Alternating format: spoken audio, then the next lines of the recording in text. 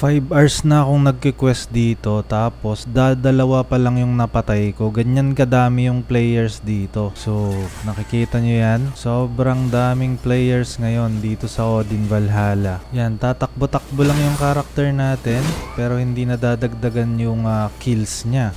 So, ano pang ibig sabihin kapag maraming player ang isang game? Ibig sabihin meron tayong chance na mag-earn dito. So, kailangan nating gumawa ng strategy para makapag-earn, and kung makikita nyo dito, meron tayong trading post. So, pwede tayong makapag-sell kapag natapos natin yung part 12 nung main quest natin. Ano nga ba yung mga pwede nating ibenta dito? Yung mga napupulot lang din natin or nakakraft natin. Yan, yung mga yan. 10 diamonds, 49 diamonds, common pa to, 49 diamonds. So, kapag nakapulot tayo ng pang warrior, sorceress, mga armor na yan, may blue na blue na cloak, accessories. Magkano yung blue na cloak? 15,000 diamonds. So, hindi pa natin alam yung mga presyohan ng diamonds ngayon dito kasi bago pa lang tayo. Ayan, may 2,200 dyan, consumable, may mga loot dito. So, back muna natin at tignan natin kung dalawa pa rin. Grabe, ang dami kasing tao dito kaya dadalawa lang yung napapatay niya.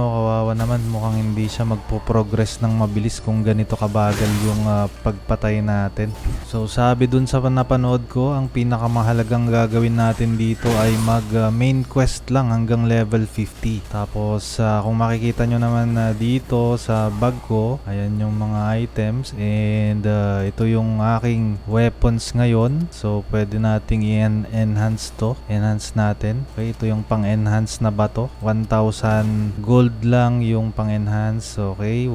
Enhance natin plus 3, gawin natin plus 4 para sobrang lumakas siya. Plus 5, ayan, plus 5 na. So kapag ipa plus 6 natin to, meron siyang chance na mag-fail. Kaya hindi muna natin yan ipa plus 6. And syempre, ganun din yung gagawin natin dito sa mga helmet, tsaka itong armor, gloves, and boot. Pero hindi muna ngayon. Ang gusto kong ipakita sa inyo na sobrang nagustuhan ko ay yung avatar. So na-miss ko yung Mir-M dito kasi meron siyang mga avatar na katulad nito. Yung mga ganyang klaseng avatar, ang gaganda. Pero syempre kailangan yung mag-top up dito. Kailangan nating gumastos kung gusto nyo ng ganitong klaseng avatar. O kaya baka swertein kayo dun sa mga binibigay nilang pang summon. Malay natin makakuha din tayo. So pwede din siyang i-fusion.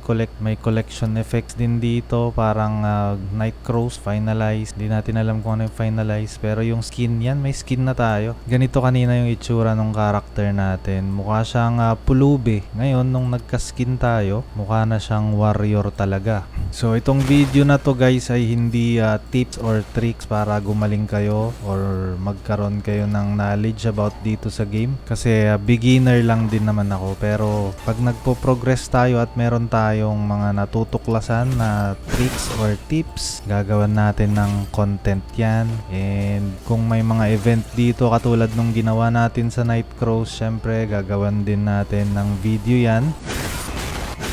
Kung tatanungin nyo naman ako kung pay to win ba to, and makikita nyo dito na may mga binibenta na sila kung ano-ano, malamang sa malamang pay to win nga ito. So kapag free to play player kayo, pag-asa nyo lang na makakuha ng mga summons ay dito sa mga 7-day login event nila. Sa first purchase, 14 days login. So meron tayong mga summon dyan. So magkakaroon din tayo ng chance na makakuha ng mga legendary or rare na mga avatar or mount.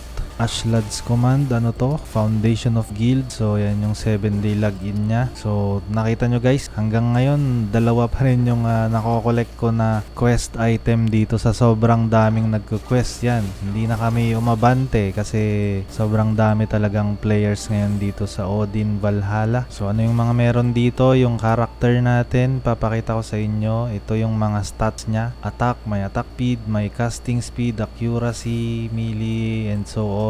Ayan naman yung defense, and may mga debuff din siya, may others pa dyan katulad ng max HP at kung ano-ano pa. Okay, dito naman meron tayong mga items dito sa bag, and pag-usapan natin tong class ko, bakit berserker yung pinili ko.